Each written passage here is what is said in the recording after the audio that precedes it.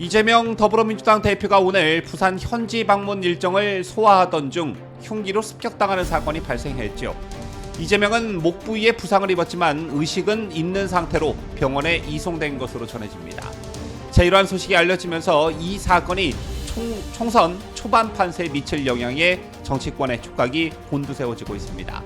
자, 과거 정신에 대한 테러로 선거 판세가 뒤집힌 사례가 있기 때문인데요. 이것과 관련한 전망을 해봄과 동시에 이재명의 피습 소식을 대하는 개딸들의 이해 못할 행태들도 함께 보도합니다.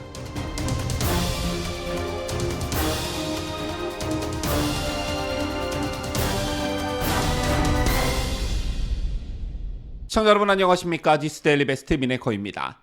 자, 오늘 오전 다른 소식을 준비하던 중에 이재명이 부산에서 피습을 당했다는 속보를 접했습니다. 속보를 전해 듣고 가장 먼저 들었던 생각이 이건 또 뭔가? 이건 또 뭐지? 딱 이런 느낌이었는데 이 소식을 전하는 속보에 달린 네티즌들의 댓글을 제가 보니까 저와 같은 반응을 보이는 분들이 꽤 많이 계시더군요.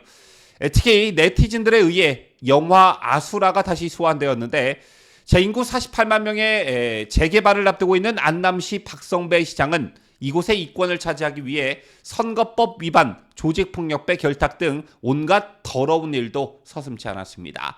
자, 특히 재개발과 관련해 일종의 여론몰이를 위해 카터카를 이용한 자작극을 펼치는 장면이 나오는데 이게 오늘 이재명 피습 사건과 오버랩되면서 많은 네티즌들로 하여금 회자되고 있었던 것입니다. 자, 그만큼 이재명과 관련해 범상치 않은 영화 같은 일들이 자주 일어나고 있고 이것에 대한 네티즌들의 반응이 잇따르고 있는 것인데요. 이런 사건이 일어나게 되면 항상 음모론이 뒤따르기 나름입니다. 이번에도 어김없이 음모론이 등장하기 시작했는데 자, 먼저 음모론을 제기한 쪽은 다름 아닌 이재명의 극성 지지층인 개딸들이었습니다. 매일신문에 따르면 이재명이 부산 일정 중 지지자로 위장한 60대 남성으로부터 피습을 당했다는 소식이 전해지자 이재명의 온라인 팬카페인 재명인의 마을에서는 지지자들의 우려가 이어지고 있었다는데요. 재명인의 마을에서는 별일이 없어야 할 텐데 걱정이다. 너무 놀라서 온몸이 떨린다. 많이 다치지 않기를 간절하게 기도한다 등의 이재명을 우려하는 반응이 이어졌습니다.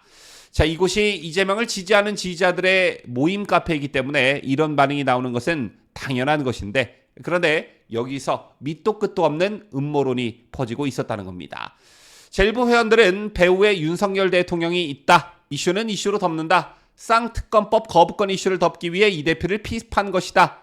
김건희 여사를 보호하려고 별짓을 다 한다 등 근거 없는 추측을 쏟아냈다는 게 매일신문의 보도였습니다. 지난달 28일 국회 본회의에서 김건희 여사 특검법과 대장동 특검법이 야당 주도로 통과된 것과 관련해 대통령실에선 이에 대한 대통령 거부권 행사를 예고한 바 있는데 오늘 이재명 피습과 이것을 연결지어 음모론을 퍼뜨리고 있는 것입니다.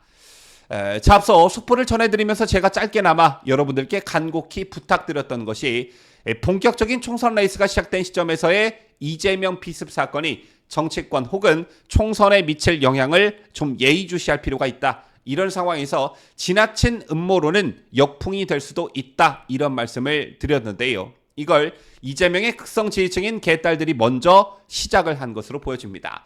개딸들의 주장에 따르면 개딸들의 음모론에 따르면 한 나라의 대통령인 윤석열 대통령이 사주해서 사람을 사서 제1야당 대표인 이재명을 피습하도록 시켰다는 것인데 또 한 나라의 대통령인 윤석열 대통령이 본인 부인과 관련한 이슈를 덮기 위해 이런 일을 벌였다는 것인데 전 법무부 장관인 추미애의 말처럼 소설 쓰고 자빠져 있는 행태가 아닐 수 없습니다. 또 반대로 우리 우파 진영에서도 지나친 음모론은 역풍을 불러올 수 있다는 점에서 좀 주의를 할 필요가 있다 이렇게 생각하는데요. 현재까지 이재명을 흉기로 찌른 뒤 검거된 피의자는 묵비권을 행사하고 있는 것으로 알려졌습니다. 이재명 피습 후 이 남성은 현장에서 경호원과 경찰에게 붙잡혔는데 이 과정에서 별다른 저항을 하지 않았다고 하고요. 부산 강서경찰서로 이송된 이 남성은 신원을 비롯한 범행 동기 등을 묻는 경찰의 질문에 일절 입을 열지 않고 있는 것으로 전해집니다. 보통의 경우엔 말 같지도 않은 발언이라 할지라도 뭔가의 발언을 하는 게 보통의 경우인데 현재까지 신원을 비롯한 범행 동기와 관련해 함구를 하고 있다는 것입니다. 앞으로 이 남성에 대한 경찰의 수사가 이어질 것이고 이 수사 결과를 좀 지켜본 다음에 의구점을 드러내도 늦지 않다라는 말씀을 드리고 싶습니다. 사실 유력 정치인에 대한 습격과 피습은 그간 우리 정치사에 종종 있어 왔습니다. 최근엔 다른 나라에서 있었던 일이긴 하지만 아베 전 일본 총리가 습격을 당해 사망하는 일도 있었는데요.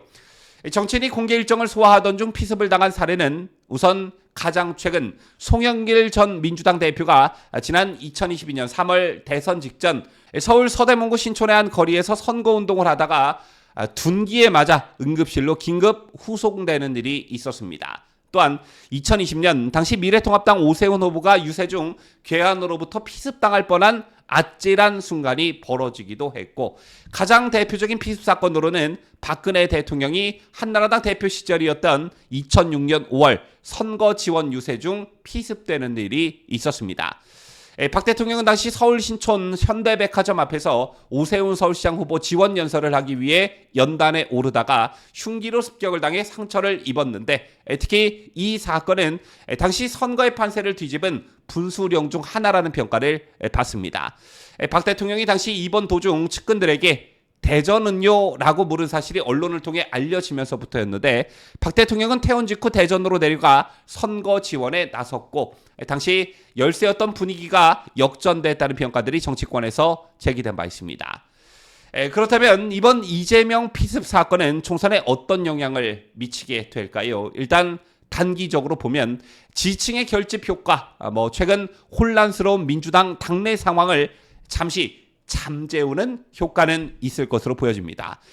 이낙연 전 대표의 신당 창당이 오는 4일로 예정되어 있었고 당내 비명계 모임인 원칙과 상식 소속 의원들의 탈당 여부도 곧 결정이 날 것이라는 보도가 나왔던 상황에서 이들이 이재명 피습에 대한 역풍을 우려해 잠시나마 멈칫거릴 가능성이 있어 보인다라는 것인데요. 아직 이재명의 정확한 부상 정도가 확인되지 않았고 회복 기간, 대외 활동 재개 시점 등이 나오지 않았기 때문에 섣부른 전망일 수는 있겠으나 분명 당 내적으로는 적지 않은 영향을 미칠 것으로 보여집니다. 하지만 장기적으로 봤을 땐 이번 총선에 별다른 큰 영향을 미치지는 못할 것이다 라고 보여집니다.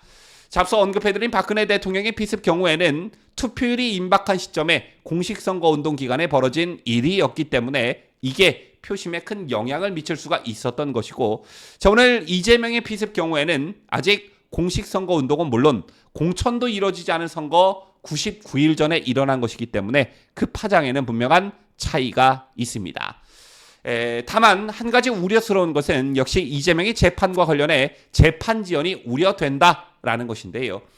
오는 5일까지 이어지는 법원의 동계 휴정기가 끝나게 되면 이재명과 관련한 재판이 재개될 예정에 있었습니다. 현재 이재명은 허위사실 공표, 대장동 위례신도시 백현동 개발 특혜 및 성남FC 후원금, 위증교사 등 총 3개의 재판을 받고 있습니다. 따라서 일주일에 3번꼴로 법원에 출석해야 하는 처지에 놓이게 됐는데 특히 이재명의 위증교사 혐의 재판의 경우 총선 전 1심이 선고될 가능성이 높게 제기되어 왔습니다.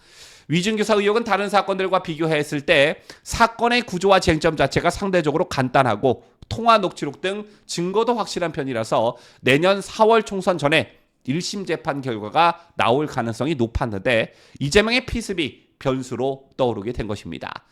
그리고 오는 9일과 12일에는 대장동 위례신도시 백현동 개발 특혜 및 성남FC 후원금 재판이 예정돼 있었습니다. 대장동 재판은 심리가 더 오래 이뤄질 전망이라 총선 전 1심 선고가 나오긴 어렵다는 관측이 있었으나 총선을 앞두고 당을 진두지휘하는 이재명의 발이 재판에 묶일 가능성이 높았습니다. 또한 재판의 흐름도 이재명에게 결코 유리한 상황이 아니었는데 이재명의 최측근인 김용전 민주연구원 부원장의 1심 결과가 이재명에게 치명타로 작용했기 때문입니다.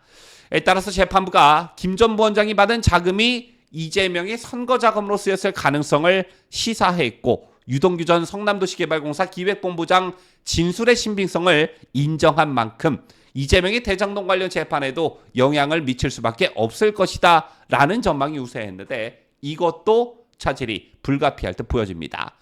자, 이외에도 이재명은 고 김문기 전 성남도시개발공사 차장과 관련해 허위 사실을 공표한 혐의로 오는 19일 법원에 출석할 예정이었습니다. 자, 지금까지 이재명 피습 사건이 총선에 미치는 영향, 그리고 무엇보다 재판에 미치는 영향에 대해 알아봤는데, 한 명의 정치인을 두고 이렇게 믿기 힘든 영화 같은 일이 한 번도 아니고 이렇게나 여러 번 펼쳐질 수 있나? 이재명이 대체 뭐길래, 뭐 그리 대단한 인물이길래 우리나라 정치권과 사회를 이렇게 혼란스럽게 만드나? 이런 생각이 들 수밖에 없는 것 같습니다. 지금까지 저는 자유대한민국을 소화하는 뉴스데일리 베스트 민앵커였습니다.